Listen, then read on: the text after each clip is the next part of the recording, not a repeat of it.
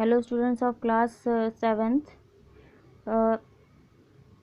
Good morning all of you students. कल मैंने जो आपको एक एक्टिविटी कराई थी उसको, ये वही एक्टिविटी है।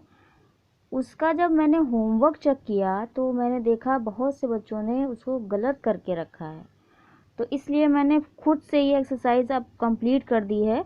तो आपको मैं इसको क्लियर करना चाहती हूँ, ठीक है।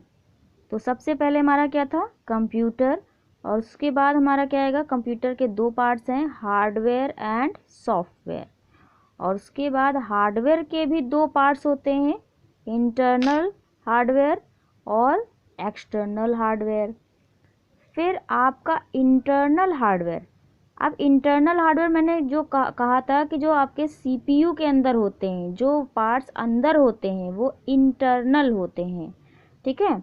तो सीपीयू के अंदर जो भी पार्ट्स हमारे होते हैं वो हमारे इंटरनल हार्डवेयर होते हैं, जैसे कि प्रोसेसर, एसएमपीएस और मदरबोर्ड, ठीक है। तो ये तीन पार्ट हमारे किसके हो गए, इंटरनल हार्डवेयर के हो गए।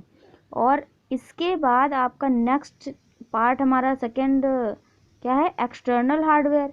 तो एक्सटर्नल हार्डवेयर वो पार्ट्स हार्डवेयर होते हैं जो हमारे कंप्यूटर में बाहर से हमें दिखाई देते हैं, यानी कि कंप्यूटर में जो अटैच्ड होते हैं बाहर से, जैसे कीबोर्ड है, प्रिंटर है। प्रिंटर क्या होता है, आउटपुट डिवाइस होता है। माउस है, कीबोर्ड और माउस तो आप पढ़ ही चुके हैं, तो आपने देखा होगा।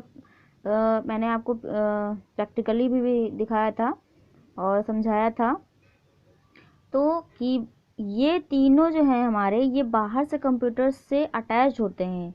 तो ये हमारे क्या है, एक्सटर्नल यानी कि बाहरी हार्डवेयर हैं, ठीक है। ये तीन हमारे बाहरी हार्डवेयर हो गए, और ये यानी कि एक्सटर्नल हार्डवेयर, और ये हमारे इंटरनल हार्डवेयर हैं जो कि सीपीयू के अंदर लगे होते हैं। प्रोसेसर जो कि प्रोसेसिंग करता है, और एसएमपीएस मैंने अभी आपको नहीं पढ़ाया है, इसको मैं पढ़ाऊँगी आगे नेक्स्ट क्लास में।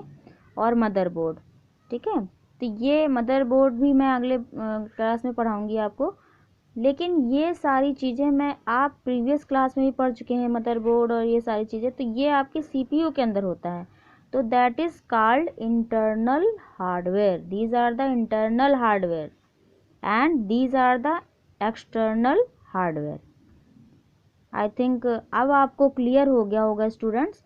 अगर क्लियर हो गया हो तो आप क्लास में रिप्लाई कर दीजिएगा कि हमें ये एक्टिविटी क्लियर हो गई है। और इस एक्टिविटी में जो भी आपने गलती की है उसको आप सही कर लीजिएगा। ओके स्टूडेंट्स, अब नेक्स्ट टॉपिक हमारा नेक्स्ट वीडियो में।